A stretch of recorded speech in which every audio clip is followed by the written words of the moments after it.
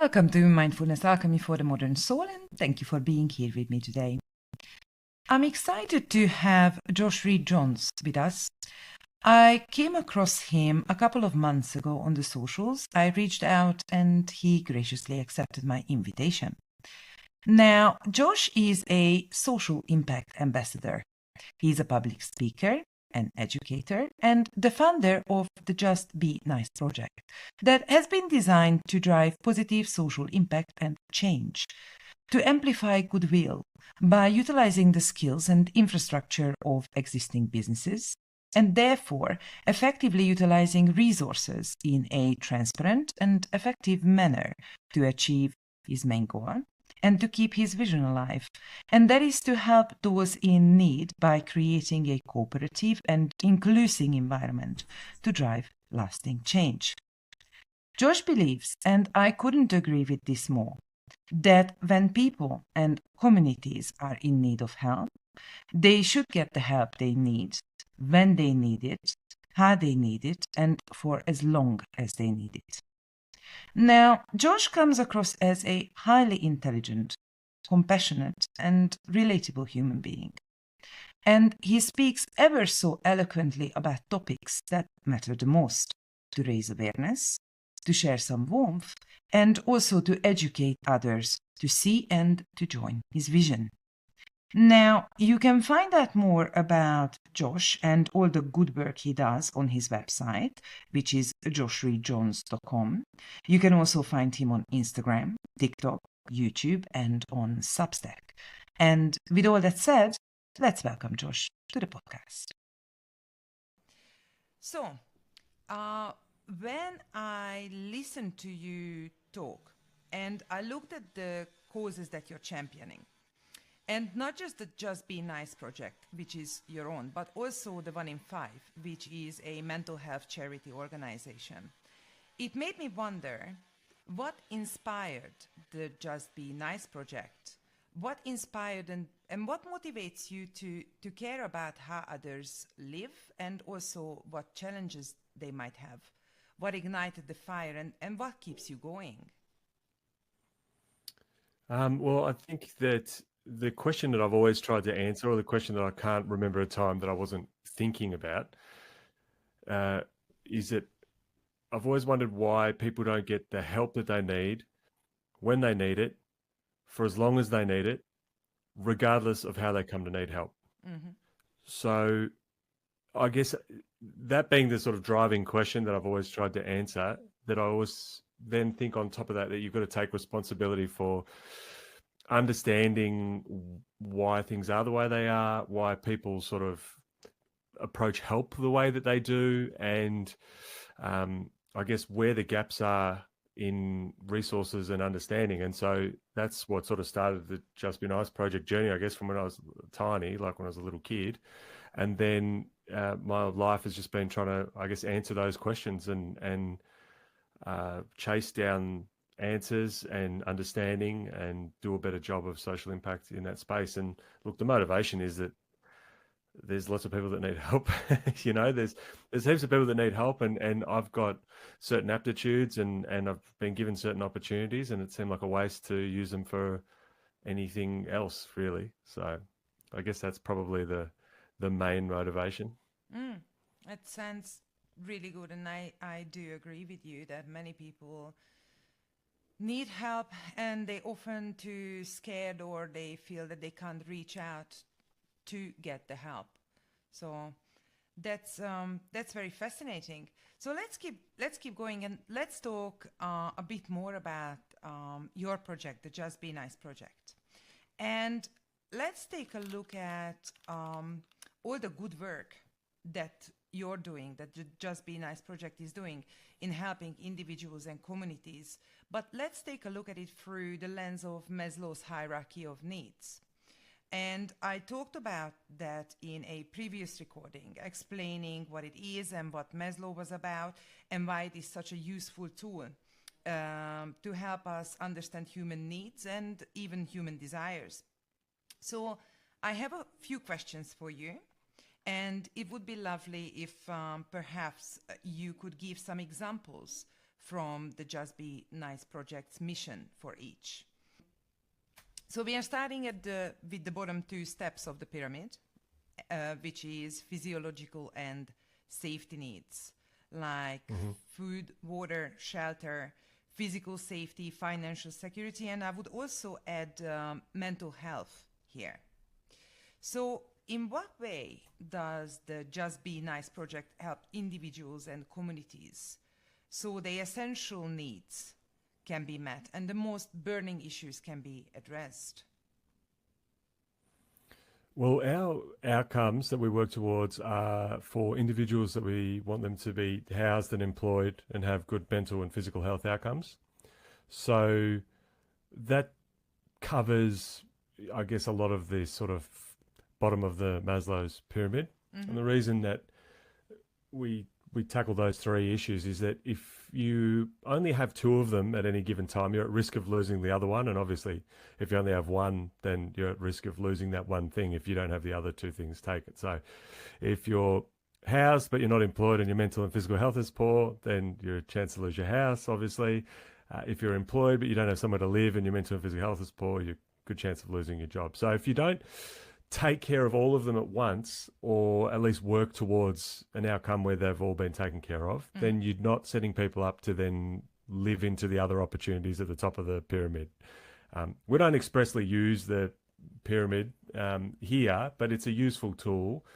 It's most useful, I think, for people to examine their own lives and see the ways in which these foundational things set them up for just stuff that they take for granted, and that it's actually not very radical or crazy to be working towards trying to set people up in those ways or support them into those outcomes. We talk about seeing articles all the time like radical new thing where they're just housing homeless people, or radical new thing where they're trying to get people in and work. It's like, it's not radical at all. And if you go to any of the affluent suburbs anywhere in the developed world, Toorak, Brighton, Hawthorn, in Melbourne, Potts Point, in Sydney, like they're all housed, they've all got food, they're all got great educations, they're all invested in heavily in all of those ways. They've got lots of opportunity, networks, understanding, and that gives them the chance to then explore and find the things they're good at, or do what they want to do, or set themselves up for life. So the idea that doing it for people who don't have that leg up from birth is radical, I find very strange, but we sort of try and tackle those things, make sure everyone has them, so they've got that equality of opportunity from which to pursue the other things that they might want to pursue. And in what way can the Just Be Nice project help with that? How do you... Well, it depends, that's the other thing, is that people want these broad stroke answers. If someone comes into a hospital and they're sick, we don't demand that they understand all the ways in which they're sick. They just come in and say, I have a sore tummy. And then the right people are brought in to do the right tests and work out what it might be, and then work out the correct treatment and the correct people to assist them in that way. What's available for people in different areas, geographically, culturally, based on whatever sort of economic support or what their circumstances are financially, differs from person to person. And when you're going across those three things, then there's different ways to tackle them based on person's circumstance. And that's what we do. So in some places, housing is supported. They might be able to find adequate housing because they live in maybe a regional area and there's a few extra homes and they're a little bit cheaper. And the challenge is finding them some work. And if they've got some work, then we can find them housing. In the metropolitan areas at the moment, even with work, it's incredibly difficult to find an affordable place to rent. That wasn't the case 15 years ago. 15 years ago, if we were on here, I'd be saying, look, finding a job can be a little bit of a challenge, but once we've got someone a job, it's pretty straightforward to find them somewhere to live. And this is why there's a huge issue with people trying to find the answer or the most important intervention, because it changes in time and it changes from person to person. Some people need a lot of work to get them to a place where they're employable, and they need a lot of support to find a job that's adequate for them. Pays enough, has the right security, is got, in line with their skills and that sort of stuff. And some people, it's quite easy to do it. They've got skills and they're engaged and they're ready to go. So for us, it's about doing an assessment on where people are in a variety of ways. We've got a whole scale of things that we measure, work out where they need the most support, where the most urgent support is, where they have support, and then work in around that. So depending on what part of the system you're engaging with, you're going to get different kinds of support from different kinds of places. And wherever there's gaps, or they need continuity, or they need things to sort of tie them together or hold in there for a little bit longer, that's what the Just Be Nice project will do. So it's hard to say what it is, because for everyone, because for individuals it's different. When we're doing stuff with more than one person at a time, as in like community wide, it's about identifying barriers to those and then working on ways that we can sort of ameliorate those barriers.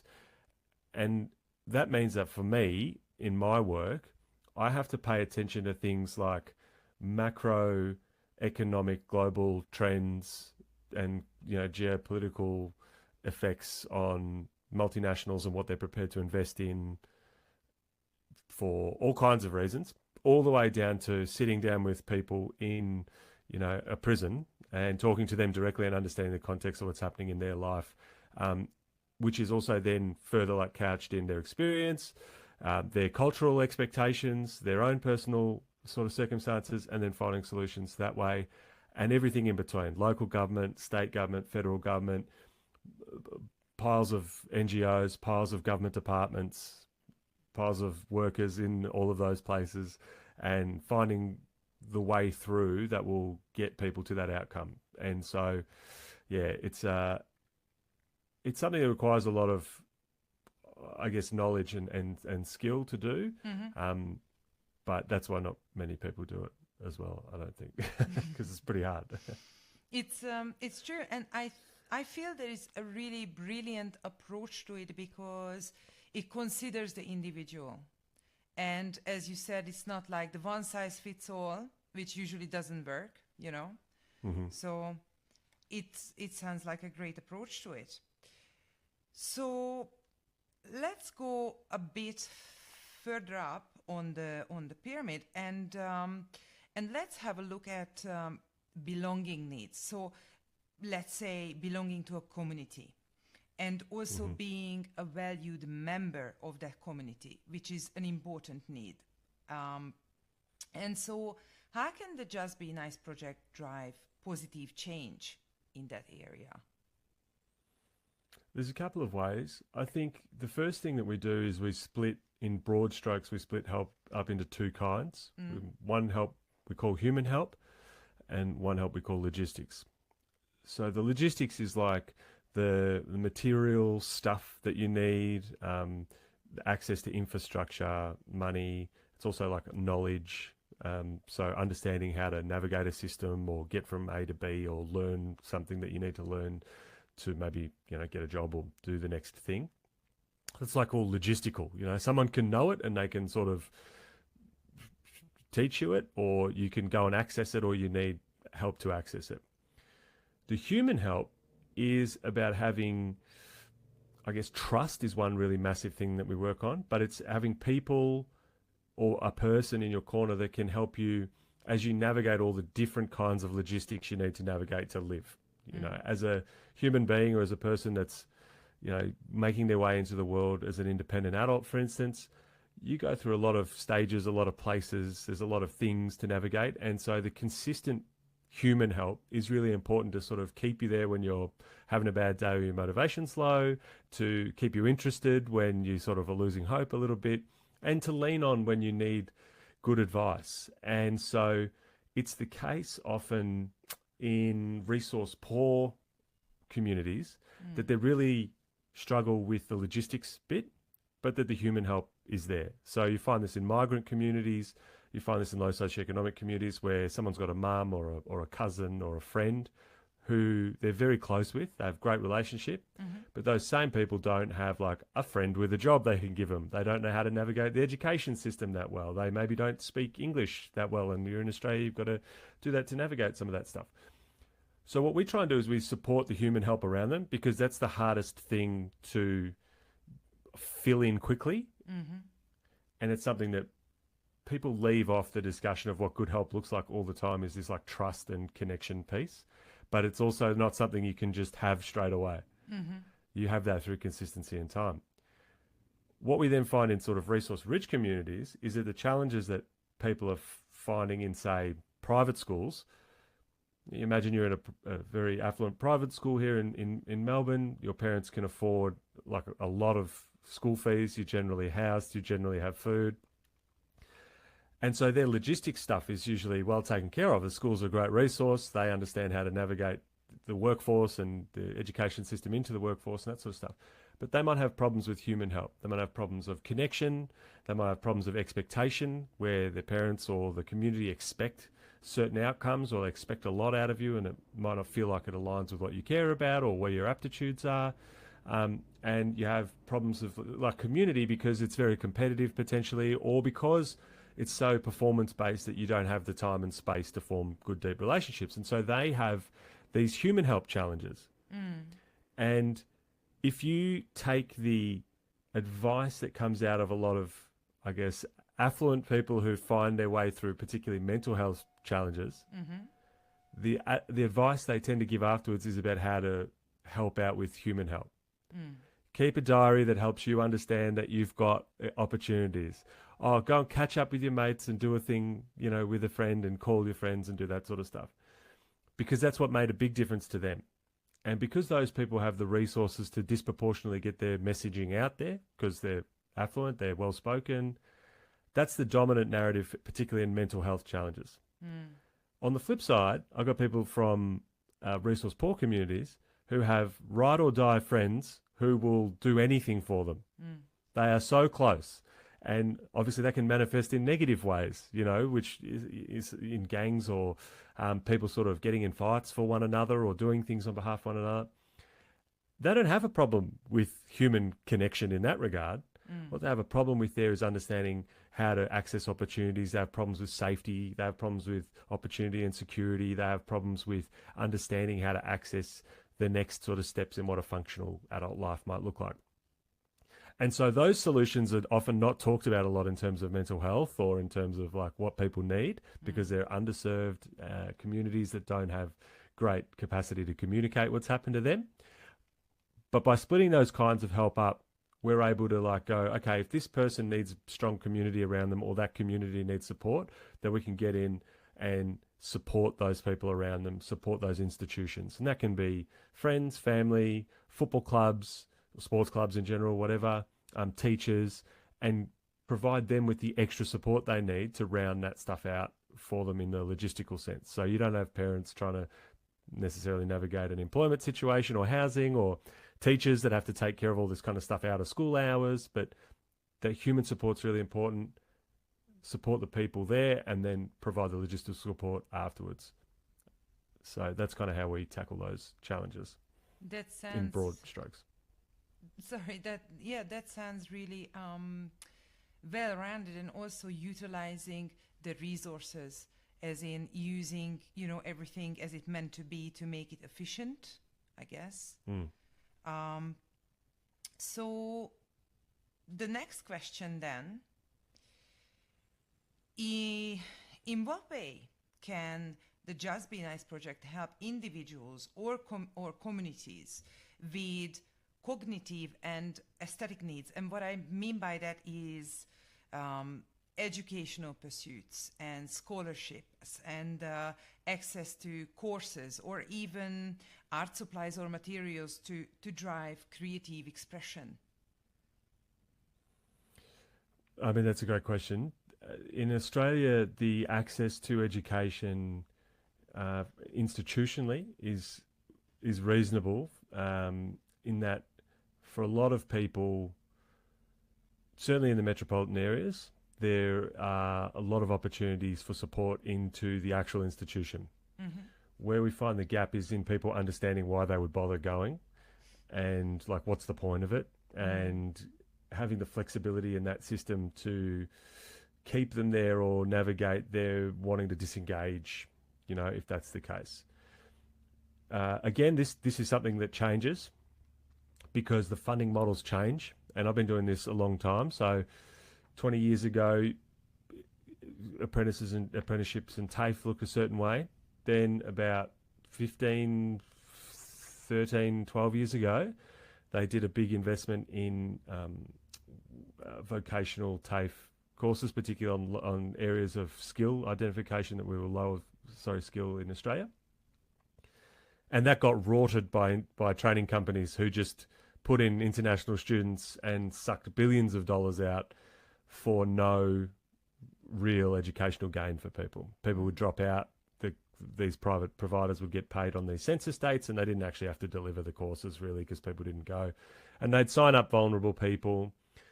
So then there was a period of time after that when that was identified as a problem that they had to take on the challenge that was, if you were signed up to one of those things because you're long-term unemployed at 18, you used your quote-unquote free TAFE credit, even if you never went.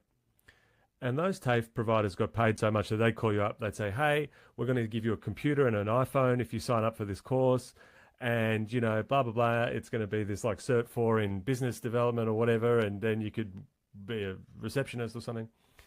And they didn't care if you didn't go because they got paid either way. And so you'd be like, oh, sure, I'll sign up for a phone or a computer and not finish the course. Then we didn't have access to those TAFE courses for a few years for those people when we got them. And that was a challenge. Now you've got them again. So now we can put people into TAFE. We can get people these kinds of spots. University spots are a little bit harder to come by, but for disengaged people, the commitment of university is a bit much a lot of the time. And by the time people are keen, you've got opportunities to get them in through a few different avenues there. Creative pursuits are really important, and keeping people engaged in creative communities is really important. And there's actually lots of little programs. So we try and connect people into those close to where they are. Because it's kind of like going to the gym, It's like if you live 20 kilometers from a gym, you're less likely to go than if it's 1 kilometer from you. Every additional difficulty or complexity makes it less likely that you'll go. So we try and find the thing that's near them, connect them in there, support them into it. And sometimes that's taking them there. Sometimes it's just some equipment, some money. Sometimes it's just paying for a course. Sometimes it's just letting them know that this thing exists and helping them find it and see if there's something nearby. So it depends again on the place and what's available on the person, but we're certainly always trying to push people into a pipeline of perpetual community and development so that we're not just saying, hey, you haven't had a job yet, you should just have this absolute lowest common denominator, lowest skill level, entry-level job forever. It's that you should maybe start here, and what would you like to do next? This is what you need to do, but let's also understand that your first job is also your worst job. Full-time work from having never done work is a lot. It's tiring and it's hard. So let's ease people in all the ways that keep them from being disheartened and having terrible experiences so they can stay engaged in that process. And then, all work and no play is miserable. So let's also hope that they can connect them into stuff that they enjoy doing so that they can be connected to people through stuff they enjoy, not just stuff they've got to do for work. That sounds really, really good. And I think it's very important what you just said is that let's understand what the reality of life is. As in, you got to do what you got to do. But also let's broaden that horizon, is that you don't have to be stuck. You can aspire to be something bigger or do something really life-changing and break out of something where you feel stuck. So that leads us to the next question, which is, how can the Just Be Nice project help individuals and communities when it comes to self-actualization? Now we are really looking at the top of the pyramid, let's say. Are there any mentoring opportunities for those who wish to follow, let's say, in your footsteps, if they get inspired by what you do? Or can you connect them to other organizations to help them really achieve these goals? Something that I think is really important and that we lose in a culture of announcing stuff and sort of making everything a thing is that the most important stuff is taking care of the people around you. And it's important for several reasons, because first of all, if you decide that you're going to help people until that they're okay, that they're on their feet, they're housed and employed, their mental health is good, they're connected into a community, they're having a good time, and you make that commitment to stay there until that happens, you'll realize how many moving parts are in it. You'll realize how many backward steps there are. You'll realize how long it takes.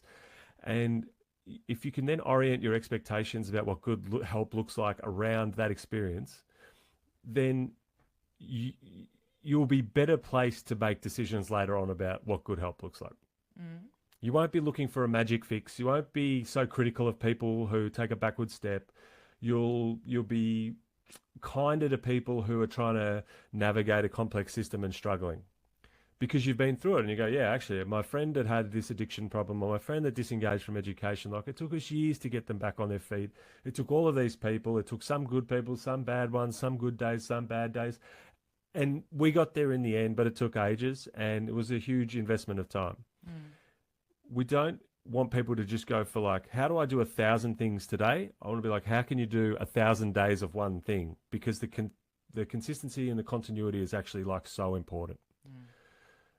The other thing that's really important for people to understand is you've got to trust people close to the problem, and you've got to trust people that they know how to navigate these challenges, or they've got a good idea most of the time based on the information that they know.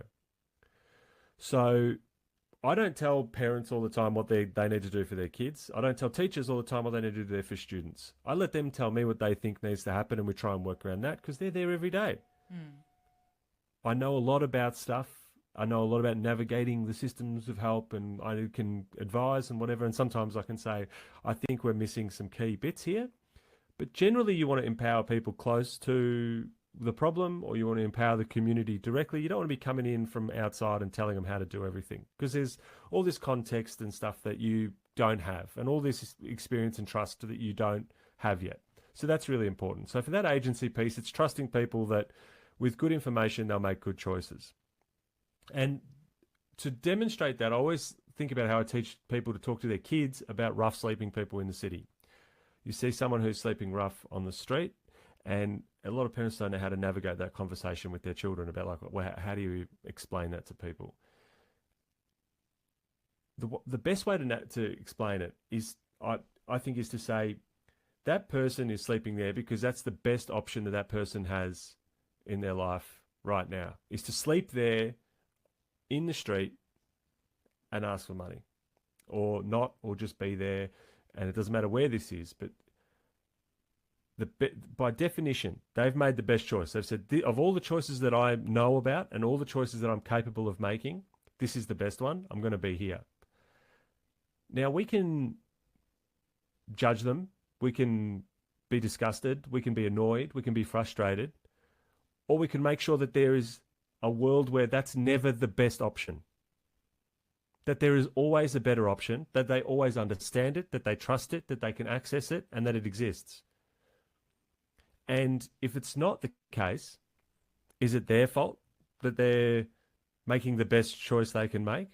Or is it our fault as society, as a culture, that we live in a place with so much abundance and so much opportunity, and for some people, this is still their best option? You can take that for people living in domestic violence situations. You can take it for people who are in work that's exploitative. You can take it for people that are sleeping rough on the street. They are making the best decision that they can make based on the information and opportunities available to them. And we can either make them aware of other opportunities, or we can create more opportunities. We can create better opportunities for them so they can lean into them and make better choices. Or we can continue to just say, well, that was dumb, or that's not right, or why would you make that choice, and take no time to understand the context in which they make that choice. So I think create an environment where people have good choices. If you're really concerned that they're making terrible ones, find out why they don't trust these other options, or whether they even know they exist, or whether they are truly as accessible as you feel they are. And then people will tend to make, again, by definition, the best choice for them based on what they know and they believe and the circumstances that they're in. And I hope that we end up in a place where it's never the best choice to stay in a place where you're being abused, whether it's at home or at work, that your best choice is never sleeping rough on the street or having to sleep in a house with 25 other people in a 2-bedroom house. I hope that we can do a better job of providing opportunity to people and understanding and connect people to those opportunities and to the understanding that, or the knowledge that they need to access them properly, so that there's always better options. But that's a very different way of approaching the problems to how most people approach them. It's creating an environment for people to have that self-actualization instead of telling them what they need to do to self-actualize. Yeah, I absolutely agree. And so many thoughts been rushing through my head as I was listening, to you speak about, because I fully agree. And it's very sad when you hear people talk about this and they look down on others like, I wouldn't make that choice and whatever. But yes, but your circumstances and your life is quite different. So looking down on others is not going to make any of us a better person. We are not helping in any way, shape or form. It would really be about what you just talked about, is that like empowering others by, first of all, not judging, understanding, actually having a decent look at the problem, and then really thinking about it like, how can we make it better so they can make better choices? That leads to their self-actualization, as you said.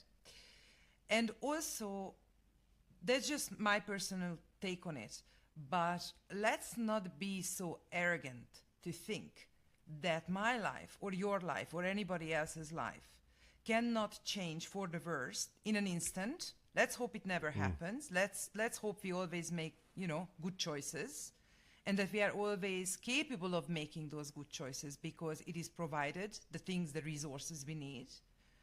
But it can happen to anybody. So, yeah, I totally agree with you. So, next question is, what advice would you give to someone who wants to start something really awesome and wholesome based on what we just talked about, what you just talked about, within their community? Where can they start? How can they go about it?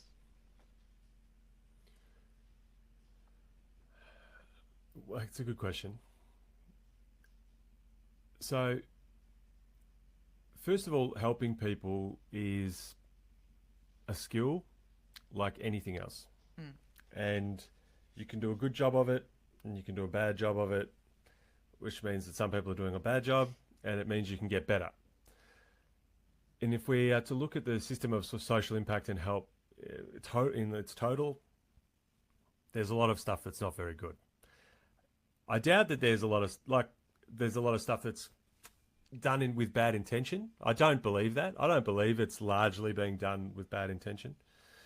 But people are doing things that they have no business doing and have no understanding of doing. And it's the only place the only industry where you can jump in with no experience, and not only will people be okay with it, but they'll applaud you.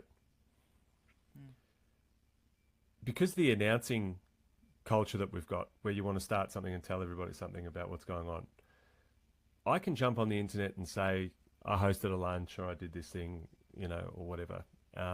Cool. Or I did a run. A lot of people do that, or share a thing I donated, right?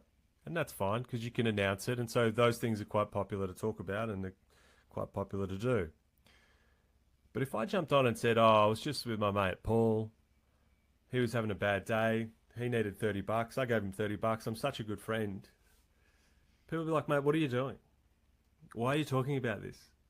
And that's a bit of a gross thing to say. How good of a friend you are, because I helped Paul with $30 and I, looked after him and I listened to him today. But actually, looking after Paul is probably, for most people, the most impactful thing they can do.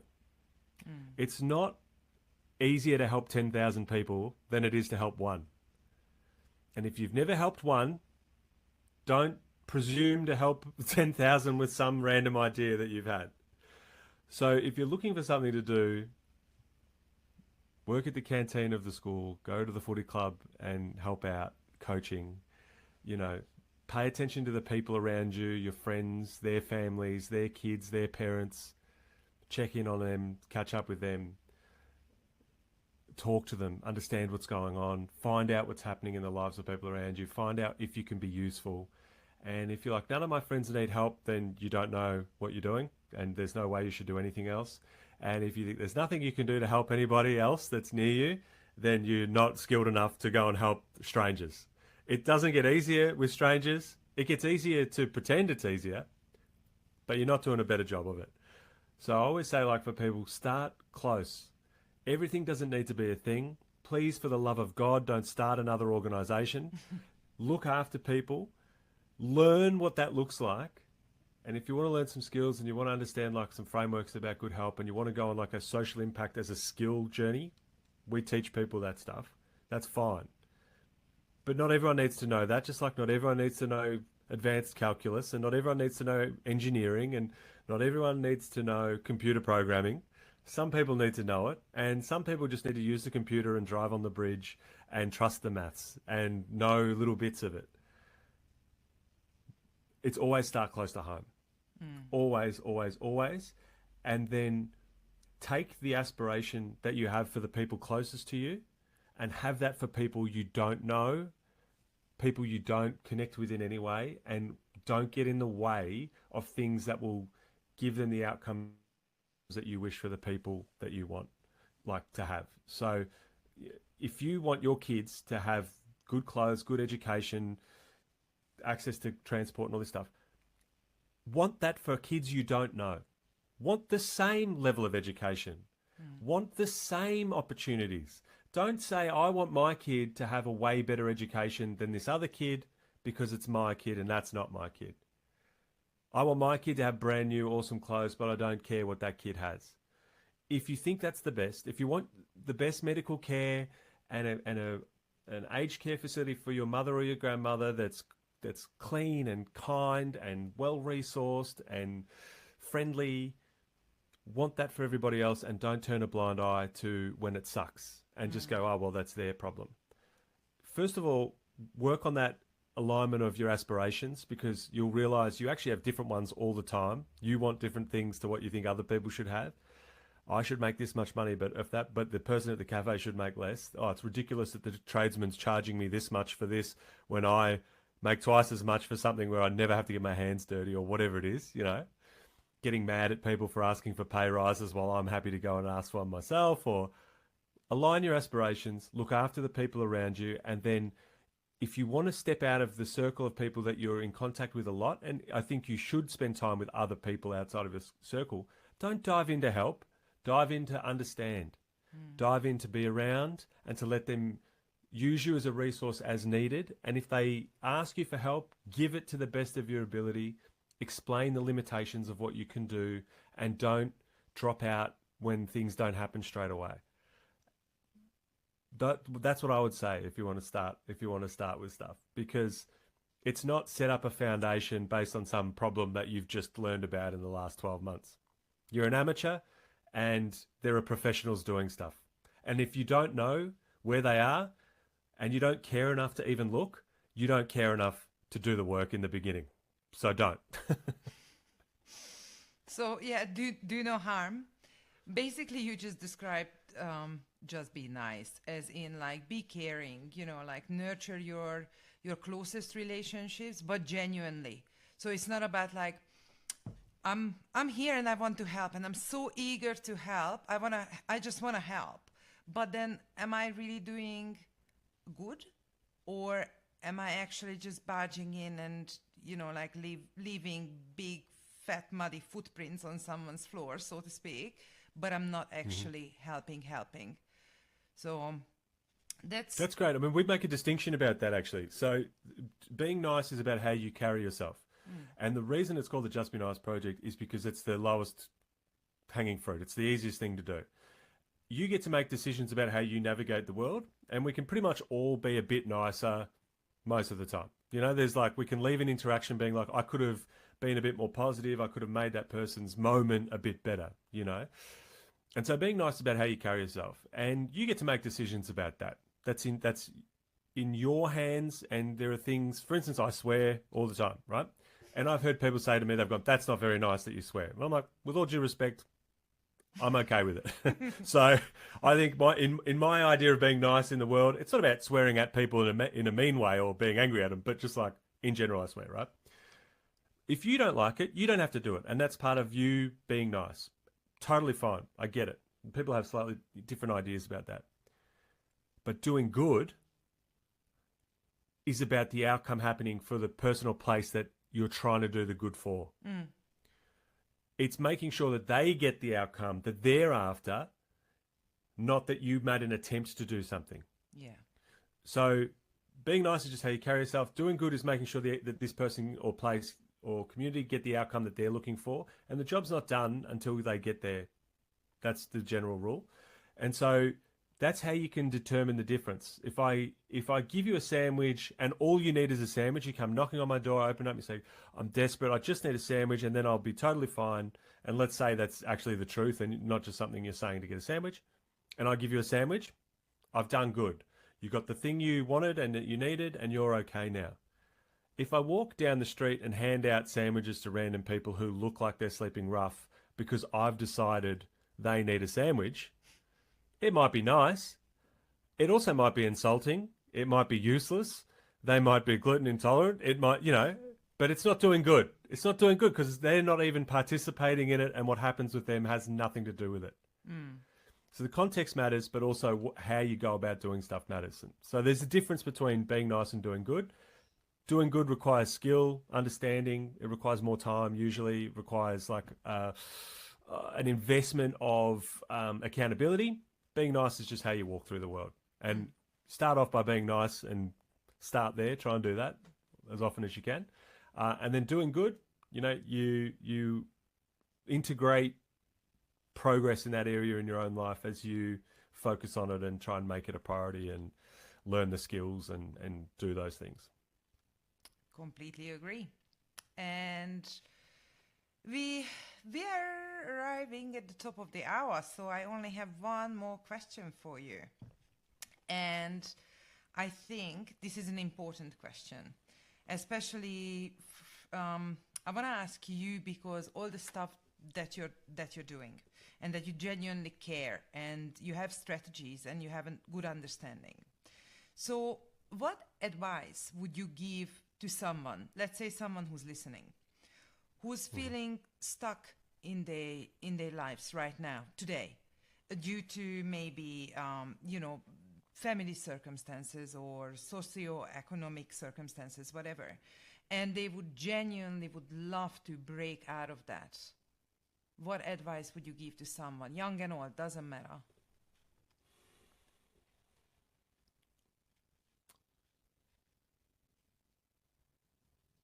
It's really hard when you feel stuck. Because depending on how badly you feel stuck, it can be true. Even if to a third party, like, you don't look stuck, there's all this stuff around you, there's all this opportunity, or there's all this love, or whatever it is. But if you feel really, really stuck, then you are a lot of the time. It's like that old saying, it's like whether you can or where you think you can or you think you can't, you're right. Both like are true, yeah. You make that decision and you're right. But having said that, it's not all just a mental trick, whether you're stuck or whether you're in a difficult place, because circumstances can absolutely beat you down and they can be relentless, and the weight of circumstance and challenges and even sort of psychiatric brain chemistry challenges are material. They're real. They affect people in the real world. I would say that, particularly around mental health and motivation, to step away from the happy, sad dichotomy of how we talk about mental health a lot of the time. Feeling sad is natural and normal. Feeling down is natural and normal. Feeling low motivation is natural and normal. And oscillating between happy, sad, motivated, unmotivated, into it, not into it, all those sorts of things, that's actually the sign of like normal, healthy mental health. That's normal, and that's normal. Where we should put our time if we're trying to identify real challenges is whether people have feelings of agency or despair. This is how we work out if someone's like at high risk of high risk behaviors and things like that. And agency is a feeling that I can affect the future in some way, some moderately predictable way, that if I do X, I can reasonably expect that Y will happen in some level of intensity. If I do this, then I get this. And if I do that, I do that. And then I can go through the world with some agency. You might have a lot of it, or you might have a tiny, tiny little bit of it. Despair is the feeling that it doesn't matter what you do. It doesn't matter how I engage with the world. I can affect nothing. And overwhelmingly, it's a negative feeling that I'm just out of control of my own life. And there's nothing I can do that results in anything that I want to happen. And when you feel that way, life is bleak and dark and very difficult, and you're at high risk of all kinds of really high risk behaviors. It's a really bad place to be. Being really sad is not good, but being really sad and feeling like you can do some stuff still is much better than appearing happy, but feeling like it doesn't matter what I do in life. No one cares. Nothing matters. I can't do anything. Nothing changes. That's a bad place to be. So find the smallest piece of action you can take to regain some movement towards agency. And like it's the smallest possible thing. And I do this even. Like clean your room is trite advice sometimes. Do one thing is like trite advice, but I'm a really big advocate of doing something. And it can be material like cleaning something or doing something or picking something up, but it can also be about reaching out and looking for an avenue to contribution and connection.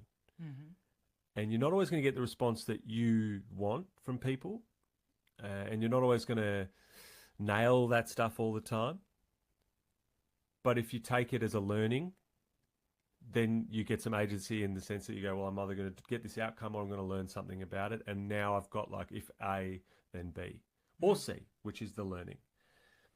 And so I think it's finding the smallest possible thing that you can do to move towards this feeling of agency to help you sort of get through this moment, which generally passes for people. And in some cases, you require all kinds of other support, but even to make the movement towards being able to access and get that support is really, really difficult for a lot of people. And so it's always for me, start with that smallest bit of agency, find that little moment of contribution. If you can't find people who help you, like sometimes just going out there and being a part of a community by being positive in that way, something as simple as being nice to someone. It doesn't have to cost money. It doesn't have to take heaps of effort.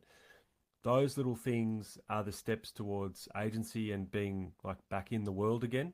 And I think when you feel like you have some agency and you feel like you're part of the world as a community and you feel seen in some way, that you can move away from these feelings of despair that like are crippling you from being able to do anything. And of course, if you've got people around you that you can ask for help, I encourage people to ask for help. And, you know, there are phone lines you can call if there's no one directly that you can speak to. And if you moderate your expectations about what they're going to be able to do for your whole life and just go, if I call these people, someone will listen to me, then again, it's that smallest moment of agency. It's that smallest moment of connection or contribution. And you find those little moments and then you start trying to just string them together. And then you ask people for help to string them together. And hopefully there's some people and places around that can do that. And you put yourself in environments where that's possible. And the rest of the time, you know, we're out here working to try and make sure that that help is more accessible and better and more comprehensive and all of that sort of stuff. But it's a really difficult place to be in. But I always think like, don't worry about being sad as much as worrying about just finding and retaining agency in your life. And for people that you know are down or feeling in a bad way, giving them an avenue to contribution by expressing how they contribute to you and allowing them to help you in some way or be a part of your life, offering them assistance, offering them a small moment of like, if you do this, then this other thing will happen, is a great way to start moving people from sort of where they are to where they want to be.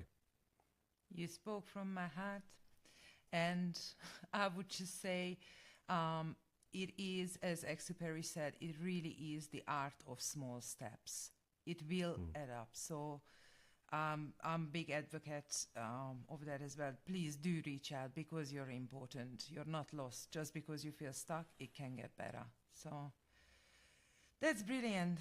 Josh, thank you so much for being here with me today. And this is it.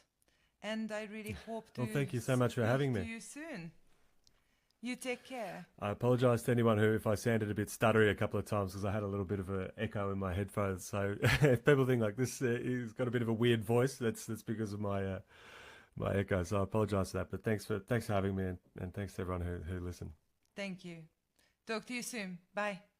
Cheers.